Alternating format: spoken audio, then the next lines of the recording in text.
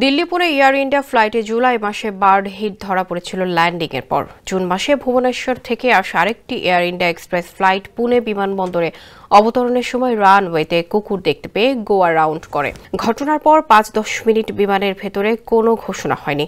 পরে pilot PA public address সিস্টেমে যাত্রীদের জানান একটি ইঞ্জিন গুরুতরভাবে ক্ষতিগ্রস্ত হয়েছে এবং বিমানটি আর উঠতে পারবে না।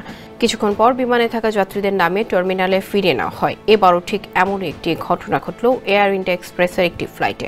ভারতে ১৪০ যাত্রী নিয়ে উড্ডয়নের সময় একটি বড় পাখি বিমানের ইঞ্জিনে ধাক্কা লেগে আগুন ধরে যায়। পাইলট অবিলম্বে জরুরি ব্রেকের মাধ্যমে টেক অফ বাতিল করেন।